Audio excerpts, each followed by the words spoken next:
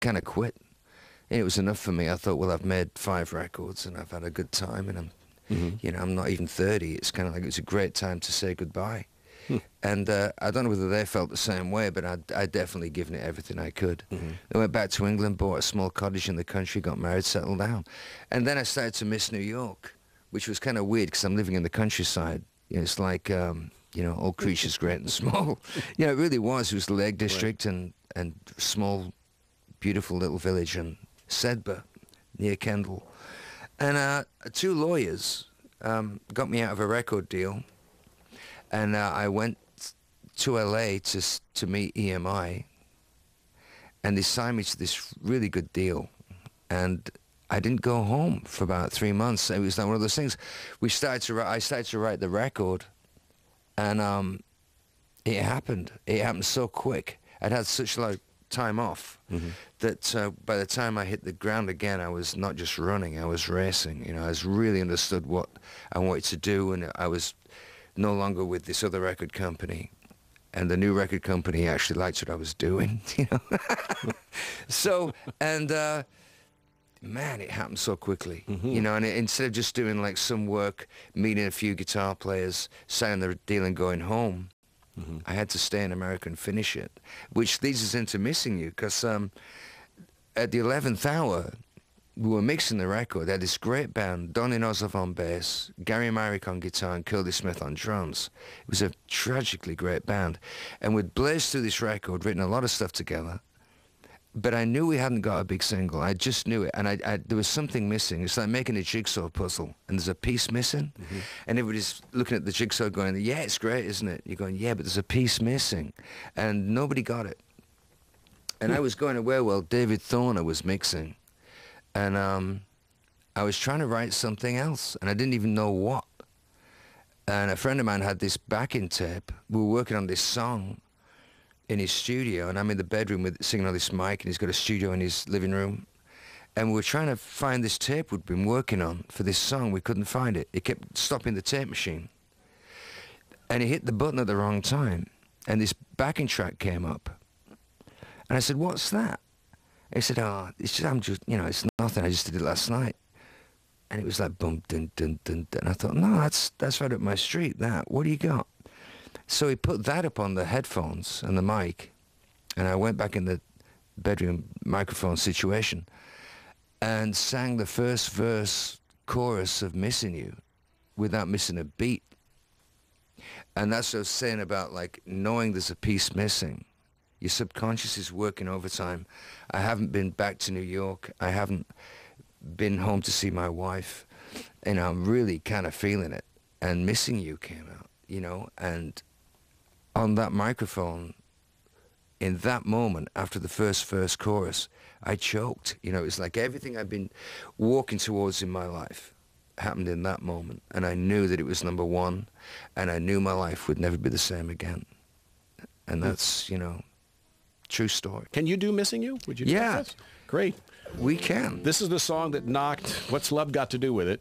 Yeah, Tina Turner, right off Tina the chart. Turner. Knocked her right off the My throne. heroine. I just, you know, it was, and I got to meet her the week before. Oh, boy. At a party, and I leant over and I said, you know, I'm number one next to you. That's right. You know, what a way to say hello to Tina, you know. But she was very gracious, you know. Wow, fantastic. Missing You, John Waite.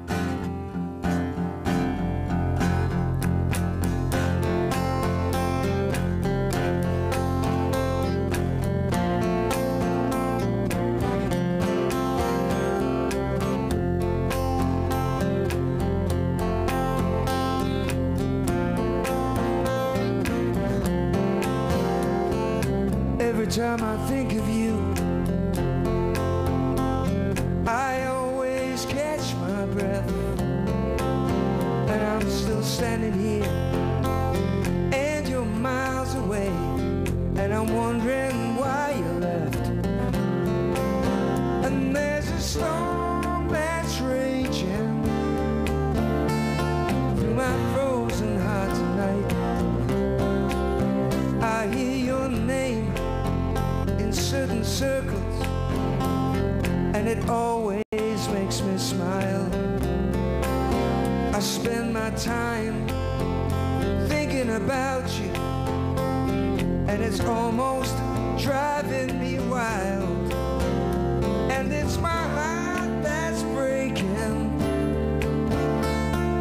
this long distance line tonight. I ain't missing you at all. Since you've been gone away, I ain't missing you at all. No matter what my friends might say, there's a message in the wire, and I'm sending you the signal tonight. You don't know how desperate I've become, and it looks like I'm losing this fight. In your world, I have no meaning, though I'm trying hard to understand. And it's my heart that's breaking down this long distance line tonight. I ain't missing you at all.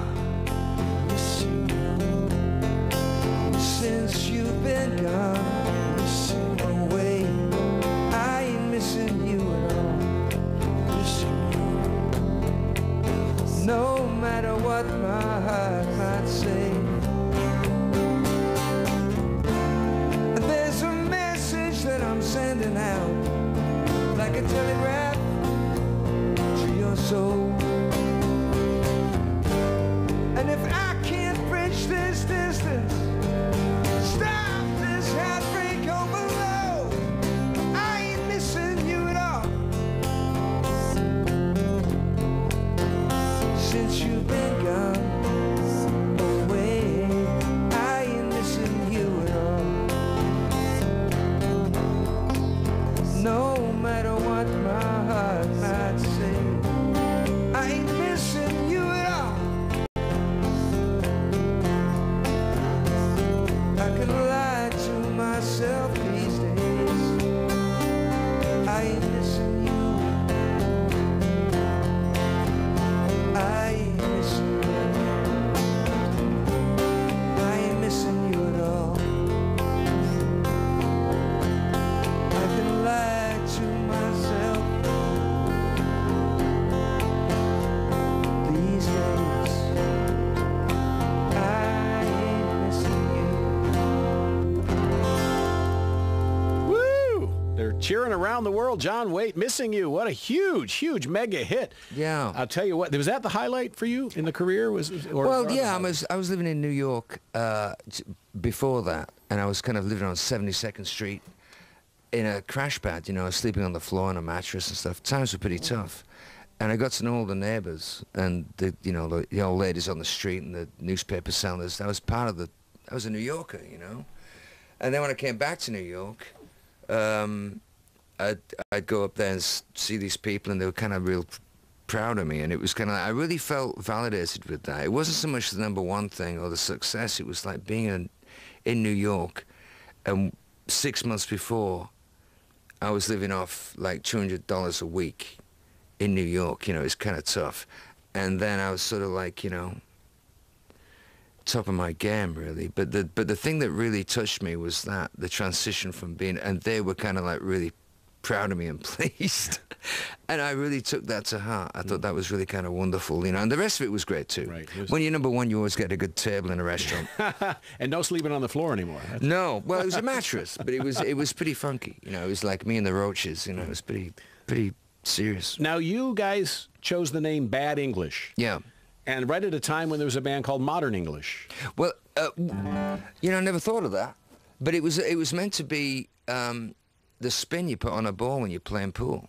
You put like good English on, so it's kind of a, you know, it's one of those names, but English is what you put on a ball when you, and I'm English and I'm bad, and that's what we call it, Bad English.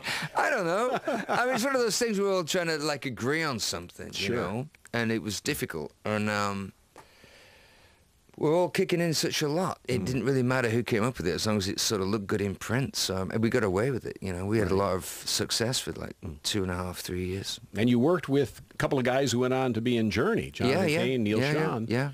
So, I mean, what a great career you've had. You also worked with Ringo Starr. Yeah, Ringo, I don't know, 7 weeks, which is kind of strange. You know, I mean, I used to be a bass player when the Babies started. And I used to be pretty good, but when you put the bass down, you're not playing guitar all the time. You have to relearn the instrument. And you know, the opening night in Canada, you know, it was nerve-wracking. We went in there and rehearsed for like 2 weeks, and then you're on. And there was Colin Hay and Sheila E. and Paul Carrick, some major songwriters, you know, in that band. So there was songs that were like Spanish, you know, hip-hop dance, super hip, sort of like Sheila E. songs. Then there was this beautiful Paul Carrick songs that were soulful. He's a great singer, keyboard player. And Colin Hay's stuff, which was almost like reggae. So you had to learn all those songs, you know, and then play your own songs. And, you know, I looked down and he said, and now here he is, Ringo Starr, and the curtains go up, you know, and I looked down at the bass, and I'm playing this bass, and I swear to God, it went from being a bass guitar into this sort of like object with steel strings on it, and I didn't know one end of it from the other. I mean, it was like, you know, looking at it going like, where do I begin, you know? Pleasure to talk to you. I know you got one more song for us. Have we? Yep, one more. John Waite's here. 2, 3, 4.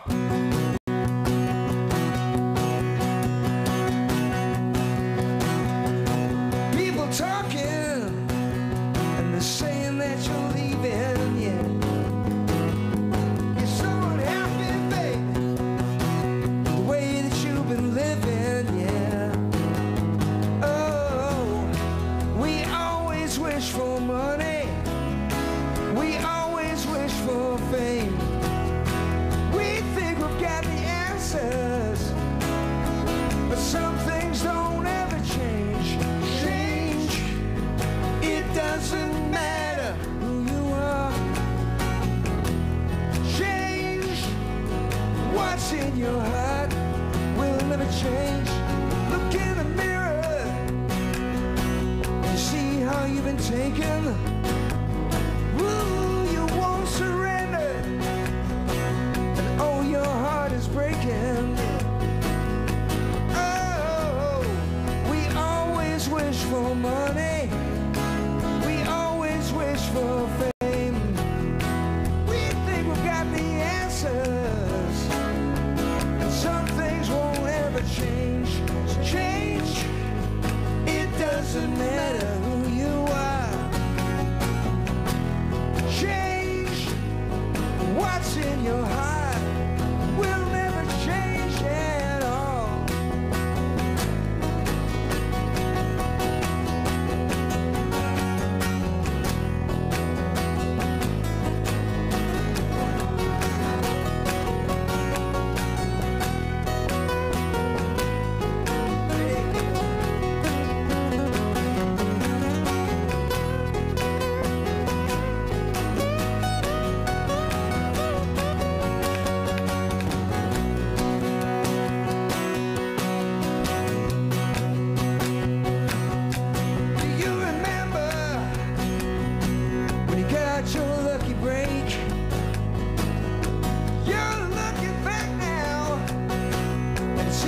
Such a big mistake. Oh, we always wish for money, we always wish for fame. We think we've got the answers, baby, but some things don't ever change. It doesn't matter who you are. Change, yeah, what's in your heart.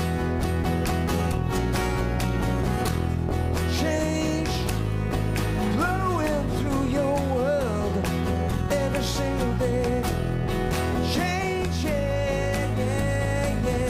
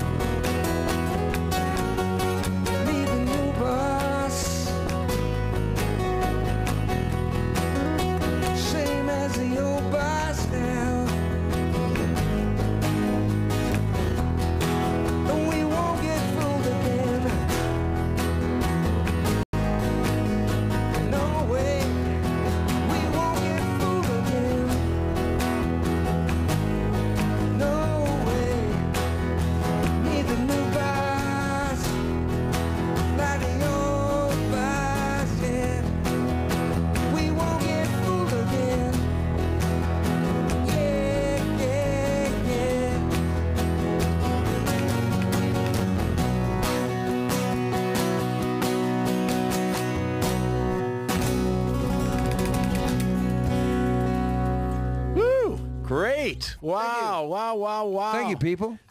John Waite. An audience here. You got your audience. You got your fans around the world, those you can see and those you can't see. And people have been buying your records. New York, man.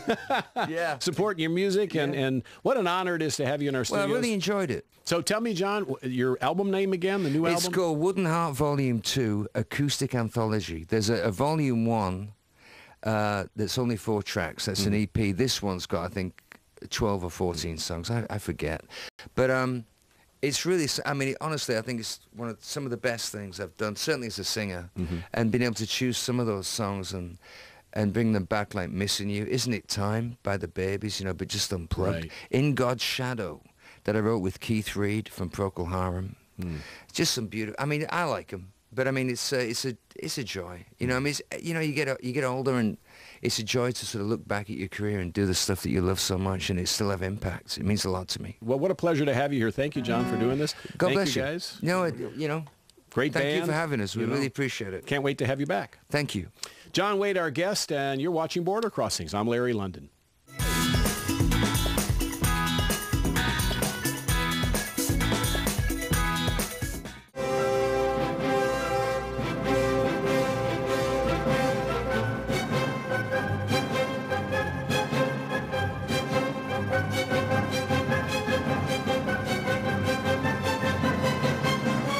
Hi, I'm Sarah Gardner. Just ahead, we'll introduce you to some people who play a significant role in what you serve for dinner, now and in the future. We're serving up some popular poultry and heading back to class for a lesson in good eating. We'll cross the country to California's rice fields, where one young farmer has found success in delivering his crop from farm to restaurant table. Everyone loves a winner. Rod Stewart heads to Virginia, where this farm family takes the prize in a huge harvest of corn. Sharon Profis is back in the kitchen. This time she's serving up a turkey recipe that's sure to be one of your favorites when it comes to poultry. And I'll take you back to school in Wisconsin to check on a program that helps students make the right choices when it comes to good eating. It's all coming up on America's Heartland. You can see it in the eyes of every woman and man in America's heartland, living close to the land. There's a love for the country and a pride in the brand. In America's heartland, living close to the land.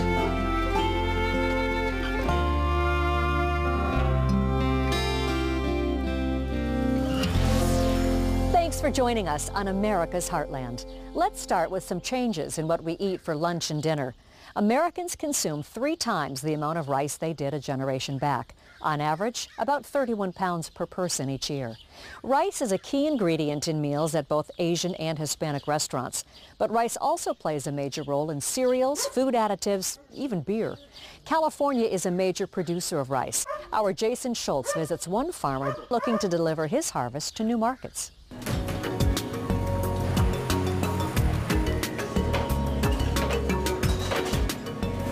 Northern California chef Billy No knows sushi. The rice is the most important part of sushi. And his Midtown Sacramento Crew restaurant sits in the heart of California rice country. We got all the recipes written down and everything, but we haven't actually gotten there and started making anything yet. So 9 years ago, farmer Michael Bosworth sat down at Billy's sushi counter with a sales pitch. Why not buy his organic rice directly instead of through a supplier? Back then I was like, I think first year we're open, and I was like, oh, how much is it? And then I was like, why would I need to pay that much more for that rice compared to conventional rice? As a concept, farm to fork is a slam dunk. As a practical matter, it often means farmers like Michael Bosworth making the case that paying more for local or organic is worth it for customers. Bosworth fades when he decided to go into direct sales in 2005. But there was a lot of phone calls, a lot of driving around, a lot of samples, and it wasn't easy by any stretch of the imagination. It can be a tough sell, especially when restaurant margins are thin. Beyond doing their own marketing, farmers like Michael end up tackling logistics. going around established distribution and sales systems. For Michael, that means filling up every nook and cranny of his delivery pickup truck. A truck with how many miles? 267,000 this morning. But that hard work has paid off. 10 years in, Michael now sells his rice to restaurants and food service customers, even direct retail, across Northern California. Our idea was to establish that relationship and help to differentiate our farm from others and provide a direct link of communication with our customers, hear their feedback, understand if they are interested in other varieties or what we can do to make their side of the business work well. And his Farm to Fork venture is entering a new phase. Success selling his own rice has led to other smaller farmers and food makers coming to him for distribution. So we thought, hey, let's all put everything in one truck and get it down there for one guy to order, and he knows, hey, on Thursday I'm going to get my order of all these locally grown products. I don't have to talk to 10 different farmers and worry about when they're all going to show up. Of course, Billy No did end up buying Bosworth's rice. Their relationship is such that Billy actually now works with Michael on what varieties of rice he would like for his restaurant. Thank you. It's really cool to actually have that relationship with a farmer, having something grown for us, and he'll just still ask us too. He says, is there anything, other types of rice we'd like to grow? He suggested that, you know, maybe he wanted to try a high quality Japanese style short grain, and so we started growing that for him and his restaurant. So what did the trick? How did he convince Billy No to spend a little more for his organic rice? Well, it wasn't a slick marketing campaign. A trip to the farm in the pickup truck. Finally, I invited him up to the ranch during harvest, and he came up and drove the harvester with me and, you know, walked through the fields. Speaking of that old farm truck, the Farm to Fork sales for Bosworth are going well enough that it's time for an upgrade. We're getting a new truck, huh? Yeah, we're finally upgrading to a new truck. The old F-150 just can't keep up anymore. We've been here since 1946, so it's pretty special to, you know, continue that tradition and continue to nurture the land that has provided for our family for decades.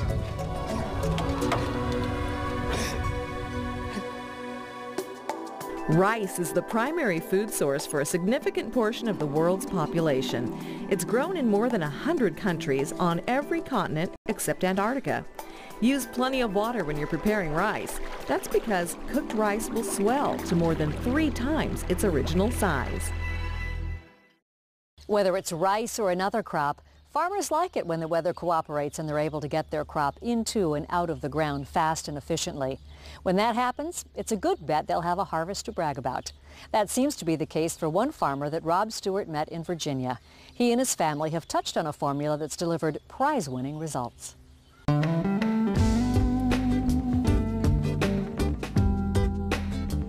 We have some good dirt, covers up a lot of mistakes that I make or we make, and so we have had some really good successes with corn. You might say David Hula is a master of understatement, and maybe a bit too modest. After all, when you've been a top producing corn grower in America year after year after year, it's probably not just luck or divine providence. The National Corn Growers Association, they have an annual contest, a yield contest. We won overall, so we were blessed in that we had the highest yield in the whole country. In the U.S., the average yield is 150 bushels an acre. David's corn yield in 2011 was 429 bushels, almost 3 times bigger, beating out more than 7,000 competitors from across the nation. We try to start out with good genetics, and then we just kind of spoon feed the crop throughout the season, pay a lot of attention to the details, give it good plant health. For 4 generations, since the 1930s, the Hula family has been farming this rich land by the St. James River, and not just corn. We're also in the seed business. We raise a lot of soybeans for a company that we part own, and we have some public varieties that we raise. And then we have some wheat, soft red winter wheats. We still are one of the few that grow barley, and then we're one of the few that still grow oats around here. Drought is a reality faced by all farmers, and water conservation has become even more critical. And conserving scarce water is why David has invested in this high-tech drip irrigation system. Most of the pipes are beneath the surface.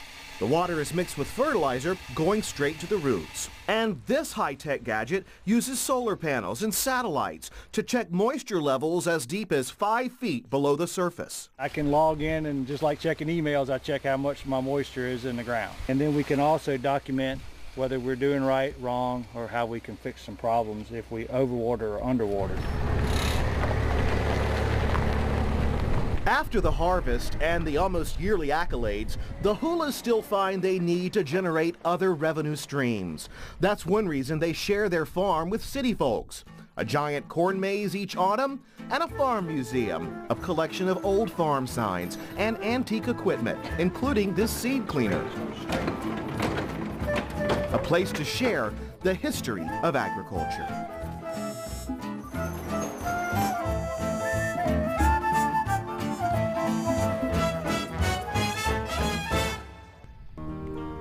Most people will say being the best at something usually means you have to love doing it. The Hulas are quick to express that they feel the same affection and gratitude for the land and for what all their hard work brings to those benefiting from their bounty.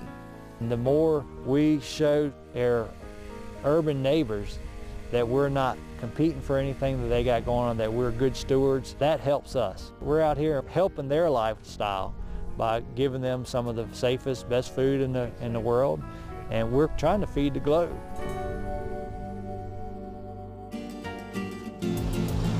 Take a guess on how many kernels you'll find on an ear of corn. Any idea?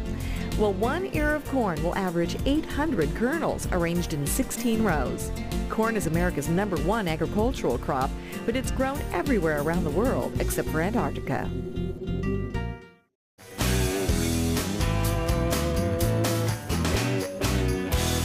My name is Nancy Martin.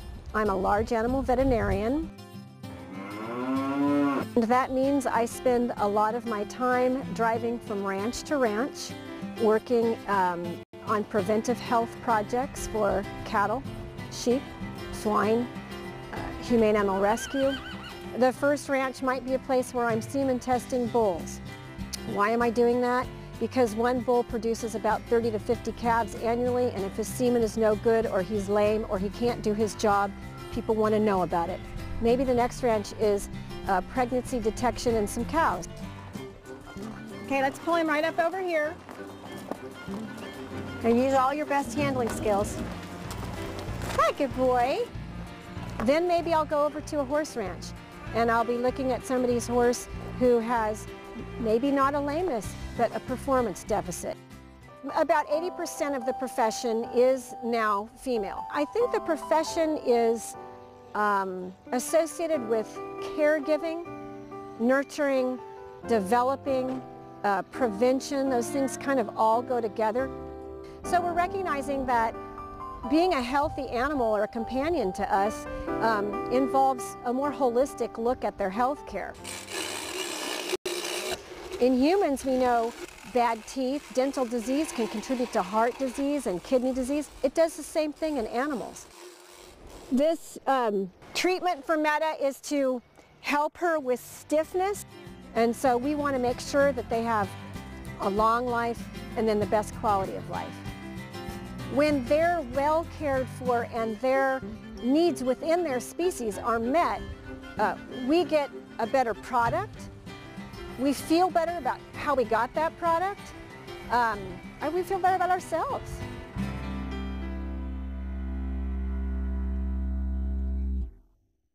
Let's make a farm-to-fork connection to the foods on your dinner table. We mentioned earlier in the show that rice consumption has more than tripled from a generation back. Want another figure? Americans are eating